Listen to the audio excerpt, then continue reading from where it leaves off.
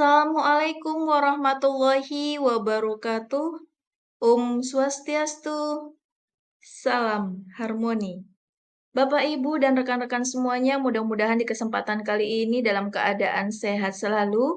Salam hormat saya ucapkan kepada Bapak Dr. Inyo Mantike MSI selaku dosen pengampu mata kuliah Trihita Karana. Izinkan saya Nita Rahmawati, mahasiswa S2 Undiksa jurusan Pendidikan IPA dengan nomor induk mahasiswa 25290610004 akan melakukan presentasi dengan pembahasan kali ini mengenai implementasi Trihita Karana dalam kehidupan, khususnya arsitektur dalam pendidikan berkelanjutan. Arsitektur berbasis Trihita Karana, keharmonisan tata ruang tradisional yang memadukan spiritualitas, komunitas, dan kelestarian alam menjadi satu kesatuan yang utuh. Arsitektur tradisional Bali adalah contoh nyata penerapan Trihita Karana. Tata ruangnya tidak hanya indah tetapi juga menyatukan aspek spiritual, sosial, dan ekologis. Inilah yang membuat arsitektur Bali bukan sekadar bangunan fisik, melainkan juga simbol keseimbangan hidup. Trihita Karana diakomodasi pariwisata, Melia Bali Villas and Spa Resort contohnya. Penerapan Trihita Karana juga bisa kita lihat dalam pariwisata, misalnya Melia Bali Villas and Spa Resort. Resort ini menggabungkan arsitektur tradisional Bali dengan teknologi ramah lingkungan. Desain arsitekturnya mengintegrasikan elemen tradisional Bali dengan teknologi ramah lingkungan dalam setiap aspek bangunan hotelnya, kemudian menggunakan manajemen berkelanjutan, pengelolaan limbah, penggunaan energi terbarukan, dan program konservasi air yang konsisten. Selanjutnya juga menggunakan daya saing global, menarik wisatawan yang peduli lingkungan dan meningkatkan reputasi sebagai destinasi yang berkelanjutan. Melia Bali Villas and Spa Resort ini merupakan contoh bagaimana filosofi tradisional dapat mendukung bisnis modern berkelanjutan dan menciptakan value proposition yang unik di pasar global. Hasilnya, tidak hanya menjaga lingkungan, tetapi juga meningkatkan daya tarik wisata dan daya saing global.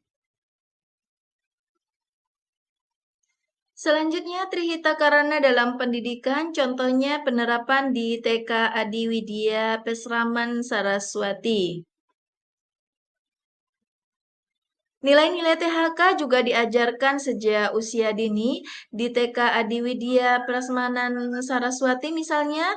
Parahyangan dalam pendidikan dilakukan dengan kegiatan persembahyangan rutin setiap pagi, membangun spiritualitas dan rasa syukur anak-anak terhadap Sang Pencipta. Selanjutnya, untuk pawongan dalam interaksi, pembelajaran kooperatif dilakukan dan gotong royong menciptakan harmoni antar guru, siswa, dan seluruh komunitas sekolah. Dan untuk pelemahan dalam aksi program kebersihan lingkungan dan berkebun mengajarkan anak-anak untuk menjaga alam sejak dini. Pendidikan berbasis Trihita Karana membentuk karakter holistik dan kesadaran lingkungan yang kuat pada generasi penerus. Pembelajaran tematik dan Trihita Karana dalam kurikulum sekolah dasar.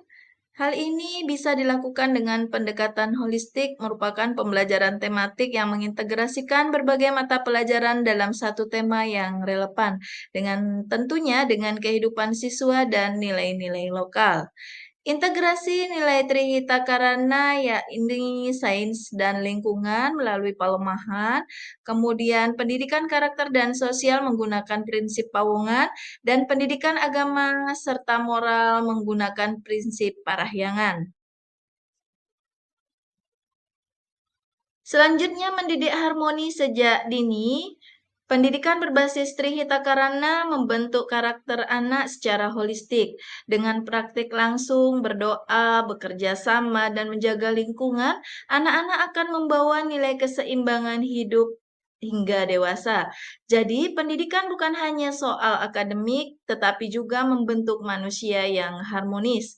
Di sini, pendidikan karakter melalui praktek langsung mengajarkan anak-anak nilai-nilai keseimbangan hidup yang akan mereka bawa hingga dewasa.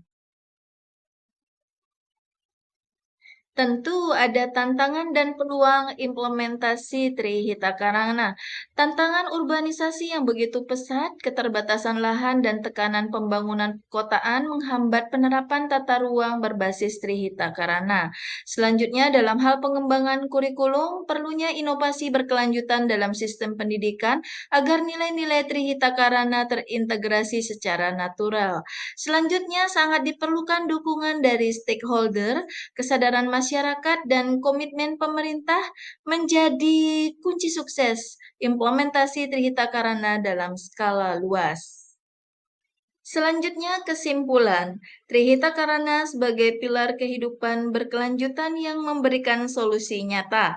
Trihita Karana bukan sekadar filosofi tradisional, melainkan blueprint praktis untuk arsitektur ramah lingkungan dan pendidikan berkarakter holistik.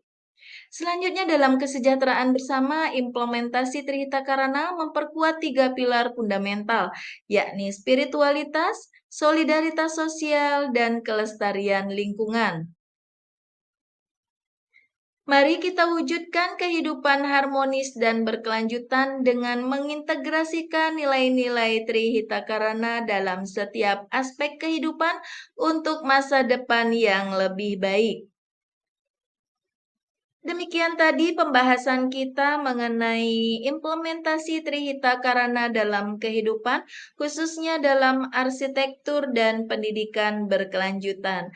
Kita akan ketemu lagi pada pokok bahasan selanjutnya dengan materi yang berbeda. Terima kasih atas atensi Bapak, Ibu, dan rekan-rekan semuanya. Saya tutup dengan wassalamualaikum warahmatullahi wabarakatuh. Om Santi Santi Santi, salam harmoni.